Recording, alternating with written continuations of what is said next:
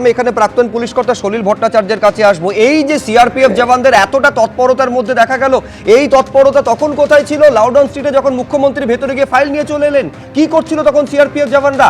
এই তৎপরতা এই ঘন্টাখানেক আগে কোথায় ছিল যখন মুখ্যমন্ত্রী নিরাপত্তা কর্মীরা গুচ্ছ গুচ্ছ ফাইল ওপর থেকে নামিয়ে নিয়ে চলে এলেন এবং চলে গেলেন? শুভজিৎ, এতক্ষণ ধরে যে সারাদিন ধরে যে চিত্রনাট্য চললো, এটা একটাই কথা বলে যে শাসকের আইনের চিত্রনাট্য দেখে, এটা রুলার্স ল বলে। আমি তো বলবো যে শাহজাহানের 5ই ফেব্রুয়ারি 2024-এর যে ঘটনা, আজকের সিচুয়েশন, আজকের যে ঘটনা, তা ওয়ার্স দ্যান দ্যাট অফ, তার থেকে অত্যন্ত খারাপ। দেখো, একটা বিজনেস এন্টিটি যার কাজ হচ্ছে তোমার রিসার্চ, অ্যানালিসিস আর ডেটা ম্যানেজমেন্ট, সেটা কোনো রাজনৈতিক দলের সঙ্গে একটা কন্ট্রাকচুয়াল এগ্রিমেন্ট করে আরওসিতে তার নাম উঠিয়ে সাপোর্টেড বাই ট্রেড লাইসেন্স তারা কাজ করে ওখানে। তুমি দেখবে পাসপোর্ট অফিসে, সরকারি অফিসেও দেখবে প্রথম 3টে সারিতে TCS এর লোকরা থাকে, এরা কন্ট্রাকচুয়াল, তার সঙ্গে কোনো বিবাদ নেই। সবচাইতে বড় কথা হলো যে আজকের দিনটা হচ্ছে সংবিধানের একটা গ্রেভিয়ার্ড তৈরি হলো এই পশ্চিমবাংলাতে। দেখো, মাননীয় মুখ্যমন্ত্রী যদি তৃণমূল নেত্রী হিসেবে ওখানে যেতেন, কিচ্ছু বলার ছিল না। উনি ওনার সরকারি ক্ষমতা প্রদর্শন করে সরকারি সিনিয়র অফিসারদের সঙ্গে নিয়ে ইনক্লুডিং চিফ সেক্রেটারি পর্যন্ত গেলেন। সেখানে গিয়ে যারা সরকারি কাজ করছে তাদের they are deterred from the public government duty, তাদের অবস্ট্রাক্ট করা হলো। অভিযোগ তোলা হচ্ছে, আমি শান্তি মিত্রর কাছে আসবো, যে সত্যি সেই সবুজ ফাইল যেটা মুখ্যমন্ত্রী একেবারে লাউডন স্ট্রিটে প্রতীক জৈনের বাড়ি থেকে গিয়ে বের করে এনেছেন, তার মধ্যে কি আছে, সত্যি কোনো তথ্য লুকানোর চেষ্টা হচ্ছে কিনা বিজেপির তরফে অভিযোগ করা হচ্ছে।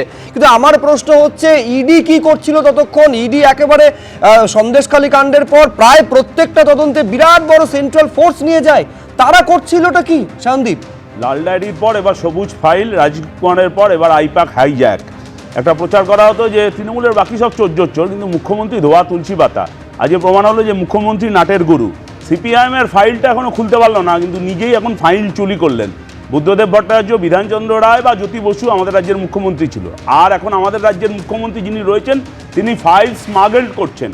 এবং কত করুণ পরিণতি তৃণমূলের, যে এই চোরাই মাল পাচার করতে আর কোনো কাউকে উনি পাচ্ছেন না, স্বয়ং মুখ্যমন্ত্রীকে নিজেকে যেতে হচ্ছে এই ধরনের ফাইল পাচার করবার জন্য।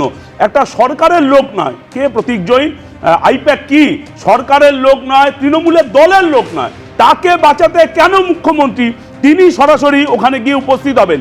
কি এমন দুর্নীতি ওখানে লুকিয়ে রয়েছে যার জন্য ল্যাপটপ, হার্ড ডিস্ক সেগুলো পর্যন্ত নিয়ে পালাতে হবে?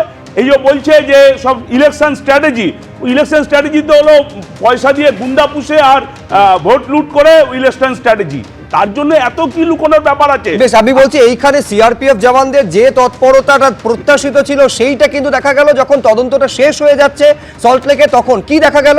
তদন্ত শেষের পর প্রায় 12 ঘন্টা পরে দেখুন একবার এই মুহূর্তে, দেখো প্রায় 12 ঘন্টা শেষে এই মুহূর্তে দেখা যাচ্ছে যে বিরাট ফোর্স নিয়ে, সেন্ট্রাল ফোর্স নিয়ে ইডির যারা আধিকারিক তারা বেরিয়ে যাচ্ছে। বেশ কিছু ডকুমেন্ট তারা বাজেয়াপ্ত করেছে আইপ্যাকের অফিস থেকে।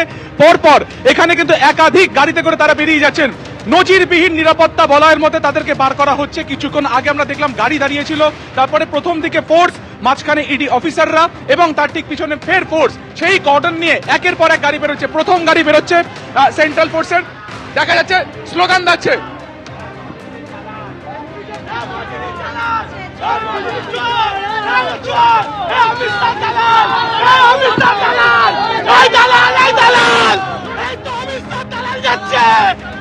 দেখা যাচ্ছে গাড়ি ঘিরে বিক্ষোভের ছবি দেখা যাচ্ছে। একদিকে স্লোগান দেওয়া হচ্ছে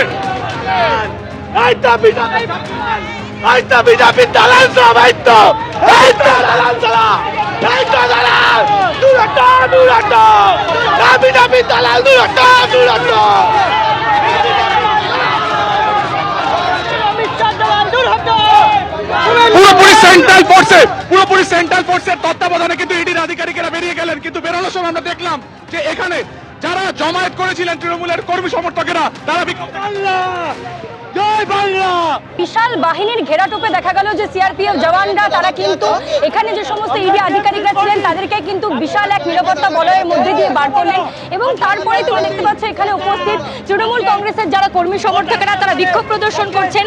তারা দেখা যাচ্ছে ইডি আধিকারিকদের যে গাড়ি সেই গাড়িকে ঘিরে তারা বিক্ষোভ দেখাচ্ছেন এবং তারই সঙ্গে আজকে সকাল থেকে যে নাটকীয় মোড় আমরা দফায় দফায় দেখতে পেয়েছি এই গোদরেজ ওয়াটার সাইড অর্থাৎ আইপ্যাক অফিসের বাইরে, সেখানেই দেখতে পাচ্ছ এই মুহূর্তে তৃণমূল কংগ্রেসের যে কর্মী সমর্থকেরা তারা রীতিমতো ইডি অফিসারদের যে গাড়ি সেই গাড়ি ঘিরে ধরে স্লোগান দিয়ে বিক্ষোভ প্রদর্শন করছেন। আজকে সকাল থেকেই কিন্তু দফায় দফায় উত্তেজনা সৃষ্টি হয়েছে এই জায়গায়, তাই কিন্তু দেখা গিয়েছিল সিআরপিএফ যারা জওয়ান তারা কিন্তু রীতিমতো নিরাপত্তা বেষ্টনী তৈরি করে এক বলা যেতে পারে বিশাল বাহিনীর বিপুল ঘেরাটোপ দিয়ে কিন্তু তারা বার করলেন তাদেরকে এবং তারপরে দেখতে পাচ্ছ সুজিত বাবু বেরিয়ে আসছেন, মন্ত্রী সুজিত। জয় বাংলা, জয় বাংলা। সুজিত বসু এতক্ষণ ভিতরে ছিলেন, তিনি যখন বেরিয়ে আসছেন তুমি দেখতে পাচ্ছ কর্মী সমর্থকেরা তারা কিন্তু রীতিমতো জয়ধ্বনি স্লোগান দিয়ে এখানে যে সমস্ত পরিবেশটা ছিল তা কিন্তু একেবারে ঘটনার মুহূর্তে মোড় নিয়েছে অন্যরকম। আমরা দেখতে পেলাম ইডি অফিসারদের যে শেষ বাহিনী তারা কিন্তু বেরিয়ে গেল এই গোদরেজ ওয়াটার সাইড থেকে এবং আজকে সকাল থেকে দেখতে পেলে যে 10 থেকে 12 ঘন্টা যেভাবে লাগাতার তল্লাশি চললো সেই তল্লাশিতে প্রতীক জৈন যে কিনা এই আইপ্যাকের কে জড়ো হয়েছে তার উত্তর আমি কি করে দেবো? এই গোটা তদন্ত ভান্ডে কি বলবেন এই তদন্ত নিয়ে? কৃষ্ণা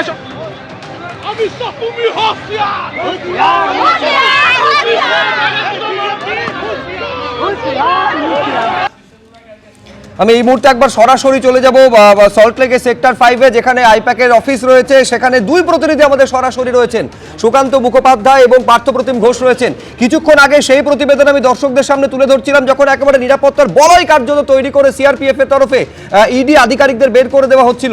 এই মুহূর্তের ছবিটা কি সুকান্ত? দেখো এই মুহূর্তে এলাকা অনেকটাই শান্ত, অনেকটাই নিয়ন্ত্রিত। তোমাকে একবার সরাসরি ছবিটা দেখাবো। কিছুক্ষণ আগে যেখানে আমি দাঁড়িয়েছিলাম এখানে সার দিয়ে তৃণমূলের কর্মী সমর্থকেরা ছিলেন এবং ঠিক কিছুক্ষণ আগে অর্থাৎ ঠিক 10 থেকে 15 মিনিট আগে যখন ইডি আধিকারিকেরা একে একে বেরোনো শুরু করলেন তার আগে আমরা দেখলাম যে পরপর ইডির গাড়ি এসে দাঁড়ালো।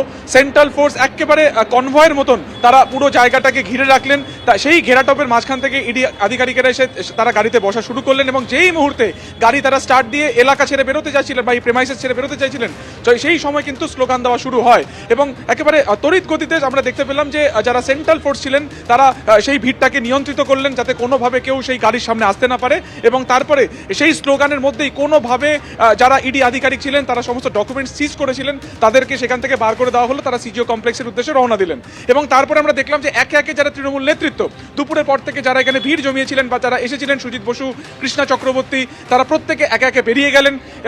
তারা সংবাদ মাধ্যমের সাথে কথা বললেন এবং তারপরে যেটা দেখা যাচ্ছে যে কিছু কর্মী সমর্থকেরা এই মুহূর্তে বিক্ষিপ্তভাবে চারিদিকে ছড়িয়ে ছিটিয়ে রয়েছেন, তবে বেশিরভাগই তারা কিন্তু এলাকা ছেড়ে চলে গিয়েছেন। সকাল 7টা নাগাদ আজকে এই আইপ্যাকের যে অফিস অর্থাৎ গোদরেজ ওয়াটার সাইড বিল্ডিং এর 11 ফ্লোরে তারা আসেন ইডি আধিকারিকেরা এবং সেই সময় আইপ্যাকের কিছু নাইট শিফটের কর্মীরা ছিল, তারা নিজেদের পরিচয় দেন এবং 7টার কিছু পর থেকে এই তারা ইনভেস্টিগেশন শুরু হয় এবং তার ঠিক আধ ঘন্টা পরেই ইলেকট্রনিক কমপ্লেক্স থানার পুলিশ তারা গোটা 11 ফ্লোরে এসে তারা ছড়িয়ে ছিটিয়ে পড়েন এবং তারপরে দেখলাম আমরা ঘটনাক্রম মুখ্যমন্ত্রী এলেন, তিনি প্রায় 4 ঘন্টা ছিলেন। পরবর্তী সময় আমরা দেখলাম প্রতীক জৈন এলেন, একেবারে অন্য একটি রাস্তা থেকে তিনি ভেতরে গেলেন এবং তারপরে তিনিও বেরিয়ে গেলেন। ফলত সার্বিকভাবে আজকে প্রায় 11:30 থেকে 12 ঘন্টা এই যে ইডি রেড মূলত দিল্লির এই কয়লা পাচার কাণ্ডে তারা প্রভূত তারা নথি কিন্তু ইতিমধ্যে সঞ্চয় করেছেন বা তারা বাজেয়াপ্ত করেছেন, সেগুলো একেবারে থরো ফলো আপ হবে এবং তারপরে জানা যাবে যে আজকের এই যে ইনভেস্টিগেশন প্রায় 11.5 ঘন্টার মতন তদন্ত চালিয়ে বেশ কিছু নথি বাজেয়াপ্ত করার পর সিআরপিএফ এর ঘেরাটোপে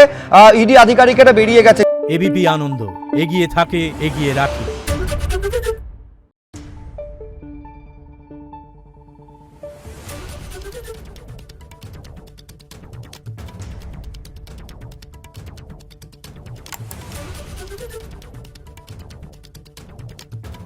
Thank you.